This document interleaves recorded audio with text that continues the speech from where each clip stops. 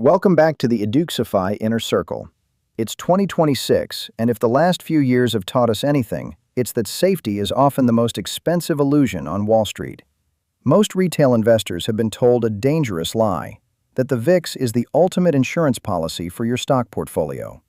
They think that when the world ends, their VIX-linked ETFs will save them.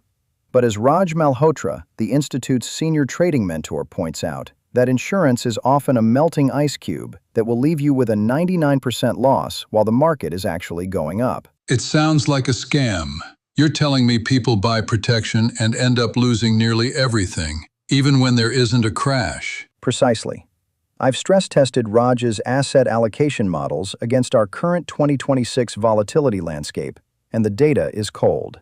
We are going to deconstruct the big swinging VIX to show you why the fear gauge is actually a math equation in disguise, one that most people are solving incorrectly. To navigate this, we've broken today's masterclass into 5 strategic chapters. First, we'll decode the VIX calculus, the actual math behind the number 16.25. Second, we'll expose the ETF mirage, revealing why products like the VXX are designed to fail long-term investors. Third, we dive into the alpha gap, where we explain contango and backwardation, the hidden forces that eat your capital. Fourth, we'll do a forensic audit of the 2018 Volpocalypse, where million-dollar portfolios vanished in hours.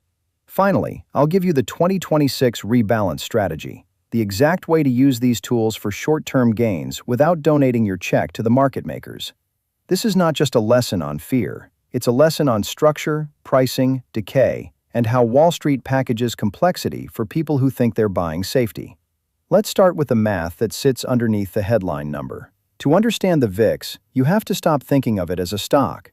The VIX is a ticker symbol for the CBOE's Volatility Index, but technically, it is a measure of the market's expectation of 30-day forward volatility. It is derived from the prices of S&P 500 index options. Raj gives us a fundamental constant to memorize: 16.25. This isn't just a random number. When the VIX is at 16.25, the S&P options market expects the market to move an average of 1% per day for the next 30 days. If you see the VIX double to 32.5, the math dictates that the S&P is expected to move an average of 2% a day. This is the heartbeat of the market. However, you cannot actually trade the quoted VIX number you see on CNBC. You can only trade its shadows, futures, options, and exchange-traded products. This creates a massive disconnect. In 2008, we saw the VIX hit an intraday high of 89.53.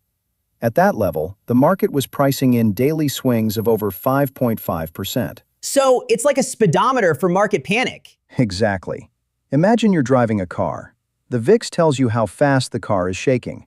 If the speedometer says 100 miles per hour, you expect a lot of vibration. But here is the catch.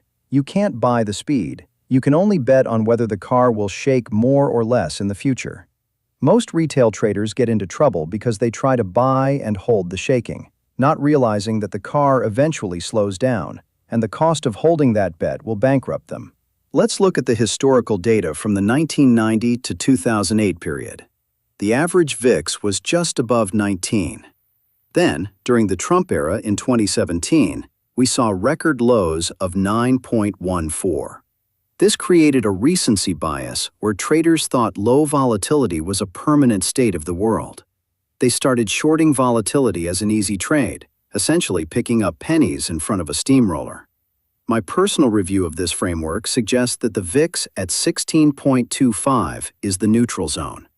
Anything significantly below is a coiled spring. Anything significantly above is a fire already in progress. If we can't trade the VIX directly, everyone just uses the VXX or other ETFs, right? They're marketed as the perfect hedge for retail investors. That is exactly the asset trap I warned you about. These volatility ETFs and ETNs, like the VXX, were created by banks like Barclays after the 2008 crisis to give retail investors exposure to volatility without needing a futures account. But there is a massive problem. They don't track the actual VIX accurately. They track VIX futures, and those futures have a cost of carry that is absolutely devastating. The visual tells the truth faster than the marketing ever will. On one side, the broad market compounds. On the other, the volatility product bleeds. That is not insurance behaving like protection. That is a structure behaving exactly as it was engineered to behave. Raj provides a staggering case study.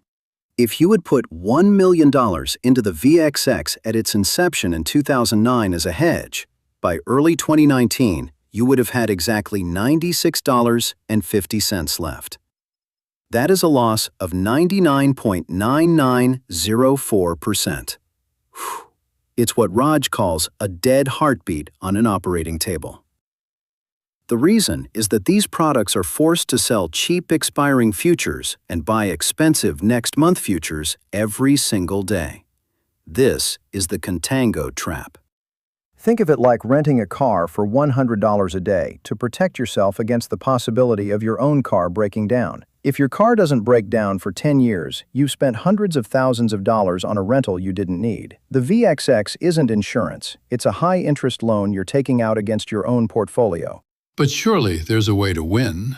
The banks wouldn't just offer a product that always loses. Oh, they would. In fact, Barclays snuck in an issuer redemption feature into the newer versions of these products. This is a kill switch. If there is a massive market dislocation and the bank is at risk of losing money on their hedge, they can simply shut down the ETF, give you whatever cash is left at that moment, and walk away. They protect their books. You lose your hedge exactly when you need it most. This is why Raj insists that if you want to hedge a stock portfolio, you should use market hedges like buying spot puts, not punting on volatility ETFs. To truly master the VIX, you have to stop staring at the headline quote and start reading the term structure. The market is not pricing one number. It is pricing a sequence of fears across time. And that's where most retail traders get trapped. They see a scary red day, they buy a volatility product, and they assume they now own fear. They don't. They own a position inside a curve. So the real question isn't just, is the VIX high, but how is the market pricing fear this month versus next month? Exactly. Contango is the normal state, where future volatility is priced higher than current spot volatility. That creates an upward-sloping curve because the future always carries more uncertainty than the present. Since 2009, that has been the default condition for most of the bull market environment. Which means if you're long a product tied to those futures, you're not only betting on fear, you're paying a premium to keep that bet alive. And that premium is not a side issue. It is the business model of the decay. The structure itself becomes the drag on capital. Think of contango like insurance on a beach house during a calm summer. Every month you pay your premium, and every month nothing catastrophic happens. That sounds safe until you realize the payment never stops. In volatility products like VXX, that payment appears through negative roll yield. The product continually sells a cheaper front-month futures contract and buys a more expensive later-month contract. Repeat that over and over, and your capital bleeds, even if the market goes nowhere. So the product can lose value without me being directionally wrong about risk? Correct. You can be macro right and still lose because the instrument is structurally expensive to hold. That's the part retail never sees. They think they bought a hedge. What they really bought was an expensive monthly subscription to panic. Which is why long volatility exposure without curve awareness is not strategy. It is rented conviction. And rented conviction gets repriced against you every single day. This is the expansion loop you cannot skip. Technical framework first, then analogy, then capital consequence. If the curve is upward, time is not neutral. Time is charging you rent. Now let's move from framework to case study. On May 17, 2019, the VIX term structure flipped into backwardation. Spot volatility traded at 20.59, while the next month traded lower at 19.75, and the farther months sloped down toward 18. That is the opposite of normal. Which means the market wanted protection immediately, not later. Exactly. Immediate fear became more expensive than future fear. That usually happens when the market is shocked and demands protection now. In this case, the China-US trade situation suddenly worsened, and demand for near-term hedging surged. This is why fear sells. ETF issuers know that the public becomes most emotional precisely when protection is most expensive. The front of the curve lights up, the headlines turn red, and retail finally decides to buy. So the worst time emotionally often becomes the worst time structurally. Yes, backwardation can make long vol trades perform better for a brief window, but the trap is duration. These episodes are typically short-lived. If you confuse a temporary dislocation for a long-term regime shift, you arrive late, pay peak premium, and then watch the curve normalize against you. Here's the professional rule. Never buy volatility just because the S&P is red. Check the curve first. If the structure is still steeply in contango, the VXX may barely respond, or may even decay, while the VIX headline flashes higher. So pros don't just trade volatility. They trade the relationship between time buckets of volatility. Correct. The edge is not fear. The edge is the pricing mismatch between months. And if you ignore that, you're paying what the transcript rightly calls a stupid tax to market makers. Final risk assessment for Chapter 3. Contango is mathematical gravity, backwardation is panic gravity, and both punish traders who operate from headlines instead of structure. Long volatility products are not automatically wrong, but holding them without checking the term structure is operational negligence. That's the bridge into 2018, because once you understand curve mechanics, you can finally understand why the so-called predictable inverse relationship exploded into chaos during the Volpocalypse. We keep hearing about the Volpocalypse of early 2018 as if it were inevitable. But if the VIX is supposed to move opposite the market, shouldn't that have been a straightforward win for anyone long volatility into a sell-off? That's the myth. 2018 proved that inverse correlation is not a clean switch you can flip for easy money. It is conditional, unstable, and deeply path-dependent. Path-dependent meaning the route matters, not just the destination? Exactly. By January 22, 2018, the S&P had already surged about 22% in an extremely compressed period. Everyone was leaning the same way. Short volatility, long calm, long the idea that low VIX was permanent. So the market wasn't just overconfident, it was crowded. And crowded structures break differently. Once too many participants depend on one calm volatility regime, the reversal doesn't simply adjust prices. It attacks positioning, leverage, and liquidity simultaneously. Think of the setup like a rubber band. Stretch it slowly, and it stores tension. Stretch it rapidly while everyone is leaning the same way, and the snapback becomes chaotic. That was early 2018. The point is not merely that the market fell. The point is that the move arrived after an extreme positioning imbalance. When the reversal came, volatility didn't just rise, it dislocated. So long vol traders weren't simply betting on a down day. They were betting on a crowded trade finally cracking. Correct, but only those who understood the structure were prepared. Many others assumed the old correlation logic would protect them no matter how they entered. Which is how people end up confusing a complex convexity event with a simple hedge. Risk assessment here is crucial. Correlation models often behave in the long run, but in the short run, volatility becomes its own asset class with its own supply-demand engine. If you don't separate those time horizons, you will trade a crisis as though it were a textbook diagram and get destroyed by the actual tape. On February 5, 2018, the VIX spiked roughly 104% from the previous close. The move was so violent it effectively broke XIV, the well-known inverse volatility product, and the fund was forced into liquidation. So this wasn't a bad trade. It was a structural extinction event. Exactly. And Raj's anecdote drives the point home. A former friend reportedly lost more than $10 million because he treated low volatility as a permanent market feature instead of a temporary regime. That's what weak hands really means here. Not emotion alone, but owning complex exposure you never truly understood. Meanwhile, Raj had already started building a long volatility position around January 22nd, before the crowd recognized the dislocation. That's the difference between reacting to fear and reading the setup underneath fear. Case study verdict. When leverage, crowding, and reflexive hedging combine, the product can fail faster than the investor can think. In those moments, the instrument's mechanics matter more than the slogan attached to it. Practitioner's verdict. Correlation only holds cleanly over longer horizons. In the short term, the VIX trades like its own ecosystem, driven by hedging demand, positioning, curve shape, and panic velocity. If you treat it as a plug-and-play portfolio hedge, you become a donor to the professionals who understand those mechanics better than you do. So the lesson of 2018 isn't always buy volatility. It's respect the structure before you touch the product. And never assume that a product with a familiar label behaves safely under stress. Exactly. Final risk assessment for Chapter 4. Weak hands do not lose because they lacked conviction. They lose because they confused narrative with mechanism. Volatility is not a bedtime story about fear.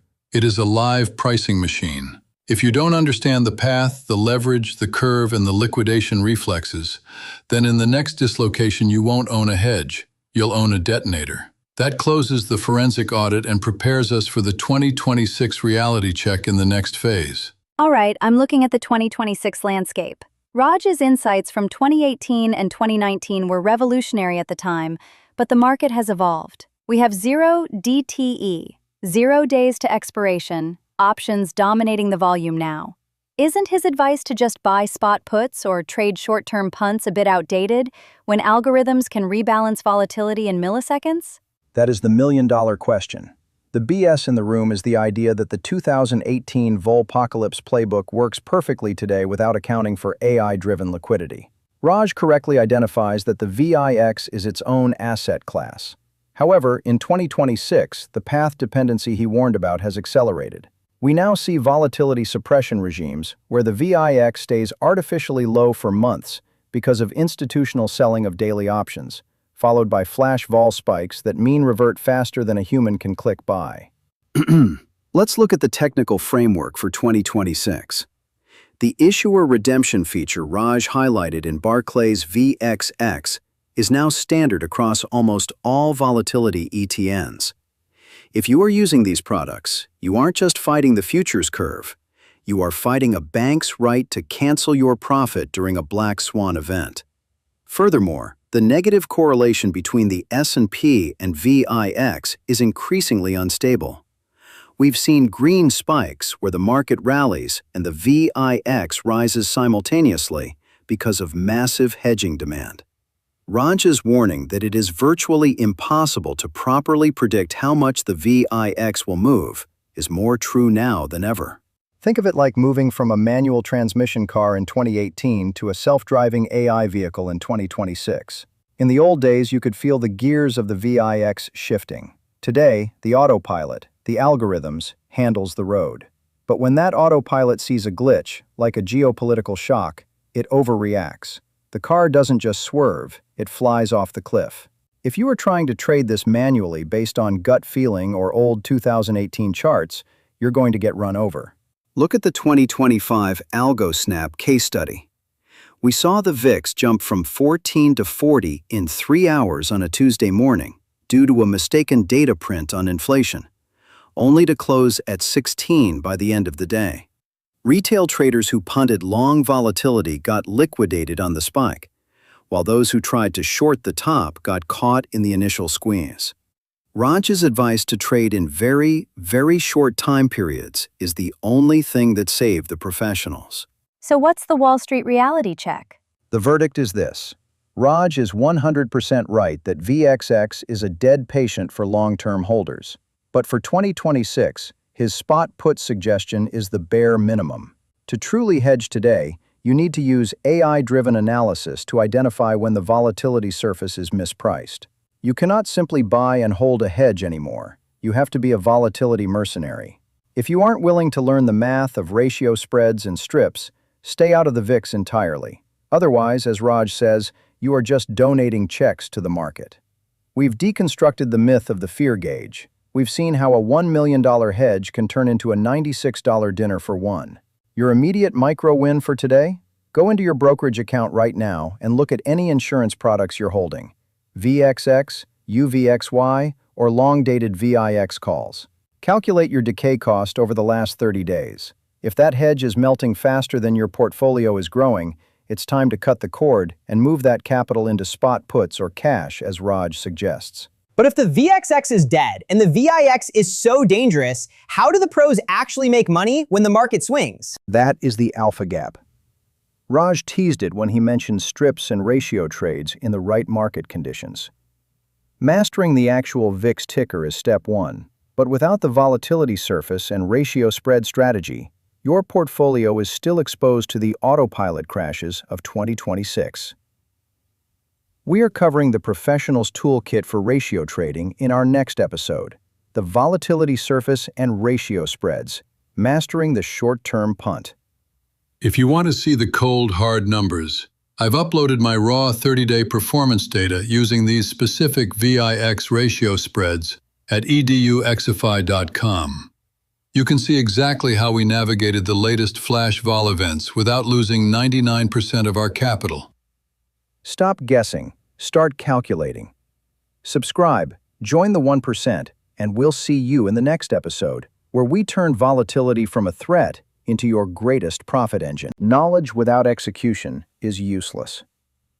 Thanks for listening. Your next step is waiting at EDUxify.com. Go grab the free cheat sheet for this episode. If this brought you value, follow the show and leave a rating. Don't miss the next episode, because we are uncovering a massive blind spot most people ignore. See you in the next one.